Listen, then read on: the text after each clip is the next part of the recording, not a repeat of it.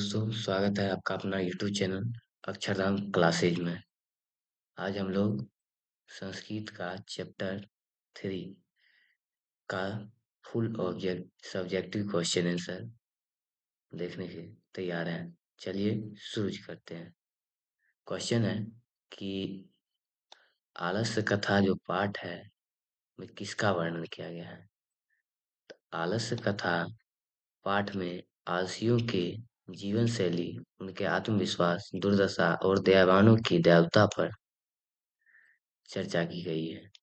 इसके अतिरिक्त आलसियों के सुख से प्रभावित अन्य कृत्रिम आलसियों की मनोदशा पर भी चर्चा की गई है। इसका कहने का मतलब है कि आलसियों की जीवन शैली और उसका आत्मविश्वास, दुर्दशा क्या होता है, इसके बारे में, किस तरह से आलसियां जीवन अपना यापन करते हैं और दयालु जो लोग होते हैं, दयालु लोग, वो आलसी पर किस तरह से दया करते हैं, इसके बारे में बताया गया है।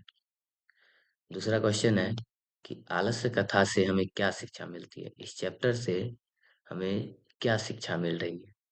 ठीक है, तो सुप्रसिद्ध मैथिली कवि विद्यापति जी के द्वारा विरचित प्रस्तुत कथा से यह हमें शिक्षा मिलती है कि आलस्य जो है एक व्यथाकारी रोग है।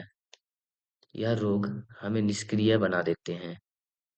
यह न केवल ग्रसित व्यक्तियों को बल्कि उनके परिवार, समाज आदि को भी दुष्प्रभावित करते हैं। इससे ग्रसित व्यक्ति जो होता है, कोई भी कार्य स्वसमय संपन्न नहीं कर पाते हैं। इससे हमें यह शिक्षा मिल रही है कि यह जो रोग होता है बहुत ज्यादा खराब है। ठीक है, कहने का मतलब यह रोग यदि हो जाता है तो उस मानव को पूर्ण रूप से निष्क्रिय बना देता है और इससे उसके उससे ऊपर ना ही प्रभाव पड़ता है बल्कि उसके परिवार के भी, समाज के भी ऊपर प्रभाव पड़ता है। वो कैसे? यदि आलसी है, कोई काम नहीं कर रहा है, तो उसका जो भी काम होगा उसका परिवार ही करेगा। परिवार एक उसका टेंशन लेके अपना दिमाग खराब कर रहा है, उससे समाज भी प्रभावित होगा। आने वाला पीढ़ी भी प्रभावित होगा। यही शिक्षा हमें बताती है कि हमें जीवन में कभी भी आलस्य नहीं करना चाहिए। ठीक है, अगला क्वेश्चन की ओर चलते हैं। क्वेश्चन है कि आलसियों को घर से किसने और क्यों निकाला। आलसियों को जो घर से निकाला था, किसने निकाला था और क्यों निकाला था। आलसियों को घर से राजपुरुषों ने निकाला क्योंकि उन्हें लगा कि यह आलसी अपने आप घर से नहीं निकलेंगे और इस तरह उनके वध हो जाने से उनसे पाप लगेगा। इसलिए राजपुरुषों ने उन्हें घर से बाहर निकाला। उसे घर से बाहर कौन निकाला था? तो वहाँ के राजपुरुष।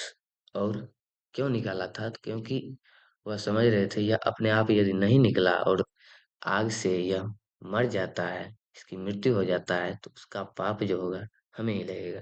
इसलिए उसे घर से बाहर निकाला गया। नेक्स्ट क्वेश्चन है, बढ़ते हुए आलसियों को देखकर राजपुरुषों ने क्या किया। वो जब देखें कि कृत्रिम आलसी भी आकर के भोजन ग्रहण कर रहा है, कपड़ा ले रहा है, तो इससे वह बेचैन होकर के राजपुरुषों ने क्या किया। तो बढ़ते हुए आलसियों को देख करके राजपुरुषों ने यह विचार किया कि स्वामी दयालुता से केवल आलसियों को ही अन्न और वस्त्र देते हैं, लेकिन कपट से उन आलसी भी ग्रहण करता है। यह तो यह हमारी आलस्य है। अतः हमें इसकी परीक्षा करनी चाहिए। ऐसा विचार कर राजपुरुषों ने सोए हुए आलसियों के घर में आग लगा दिया। तो जब देखा कि कृत्रिम आलसी भी अन्न वस्त्र ले रहे हैं, तो यह सोचा यह भी हमारी आलस्य है कि हम आलसियों की परीक्षा नहीं लेते हैं। एक बार क्यों ना इस सभी आलसियों की परीक्षा ली जाए। इससे पता चल जाएगा कि सही में आलसी है कौन। ठीक है, अगला क्वेश्चन की ओर चलते हैं। और ये भी जितना भी क्वेश्चन भी बता रहे हैं, सब मैट्रिक बोर्ड के लिए, क्लास 10th के लिए मोस्ट भी आए। इसलिए आप लोग इसे जरूर नोट करके रखिएगा। और ये जो क्वेश्चन है, बढ़ते हुए आलसियों के देखकर राजपुरुषों ने क्या किया, ये तो मोस्ट भी आया है इस वार के लिए। अगला क्वेश्चन है, चारों आलसियों का संवाद अपने शब्दों में लिखें। चारों आलसी जब आलसशाला में आग लगाता उसमें क्या संवाद किए थे, इसके बारे में कार्य बताने के लिए। तो आलस्यशाला में आग लगने के बाद सभी कपटी आलसी भाग गए। जितने भी कपटी आलसी थे वो सब तो भाग गए, थोड़ा बहुत आलसी भी भाग गए। थोड़ा बहुत जो आलसी था वो भी भाग गया, थोड़ा बड़ा जो आलसी था वो भाग गया। बस 4 पुरुष जो था वो वहीं पर आपस में बात कर रहा था। एक के द्वारा वस्त्र थे ढके मुख से कहा गया, अरे यह कैसी हल्ला। दूसरे आलसी के द्वारा कहा गया, लगता है इस घर में आग लगी हुई है। तीसरे आलसियों के द्वारा कहा गया कि कोई ऐसा धार्मिक व्यक्ति नहीं है जो हमें इस समय जल से भीगे हुई चटाई से ढक दे। देखो कितना बड़ा आलसी है कि वह खुद से घर से बाहर नहीं निकल सकता है। चौथे आलसियों के द्वारा कहा गया, अरे वाचालो, कितने बोलने में सकते हो, चुपचाप क्यों नहीं रहते। ये तो सबसे बड़ा आलसी है जो आग लगा हुआ है, मतलब मरने की स्थिति में है, फिर भी कह रहा है चुपचाप सो जाओ। सोचो कितना बड़ा आलसी है। चलिए नेक्स्ट क्वेश्चन की ओर चलते हैं। आलस्य कथा का सारांश लिखें। आलस्य कथा जो है उसका छोटा सा एक कहानी लिखना है, उसी को बोला जाता है सारांश की। मेन मेन चीज को छांट करके उसमें से लिखना है। चलिए देखते हैं। आलस्य कथा विद्यापति रचित पुरुष परीक्षा कथा ग्रंथ से संकलित है। यह जो है कहाँ से संकलित है, पुरुष परीक्षा कथा ग्रंथ से संकलित है। और इसके रचनाकार कौन है, तो विद्यापति। ये सब ऑब्जेक्टिव के लिए भी आया है, तो याद रखना है इस सब को भी। मिथिला में वीरेश्वर नाम का एक मंत्री था। मिथिला में एक वीरेश्वर नाम का मंत्री था जो स्वभाव से वह बहुत ज्यादा धनवान था, दयावान था स्वभाव से। वह संकटग्रस्ती निर्धनों तथा अनाथों को इच्छावर भोजन वस्त्र दिया करता था। वो अनाथों को, बेसहारों को, आलसियों को खाना पानी देता था। उसका मानना था कि आलसी के लिए हर कष्ट सहज होता है, किंतु परिश्रम असहज। इसलिए आलसी लोगों को इच्छानुकूल लाभ सुनकर कुछ लोग सुख प्राप्त करने की इच्छा से कृत्रिम आलसी के रूप में मुफ्त भोजन ग्रहण करने लगे।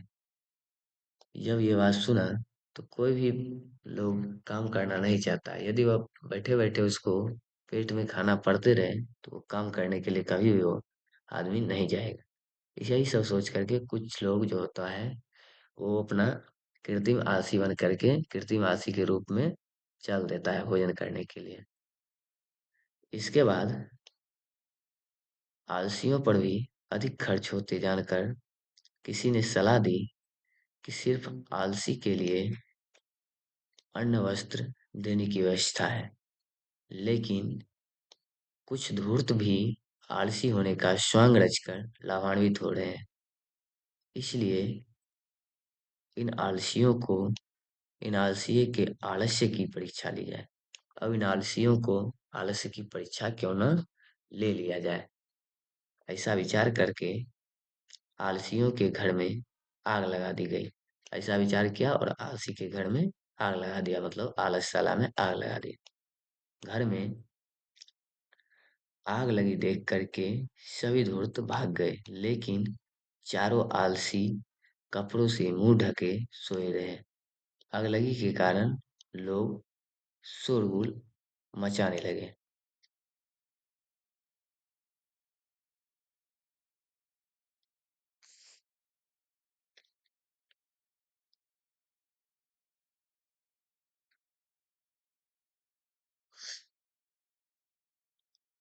आज के लिए इतना ही। मिलते हैं नेक्स्ट वीडियो में। इसका नेक्स्ट पार्ट लेके आएँगे और इससे भी शानदार भाषा में। तब तक के लिए बने रहिए। जय हिंद, जय भारत।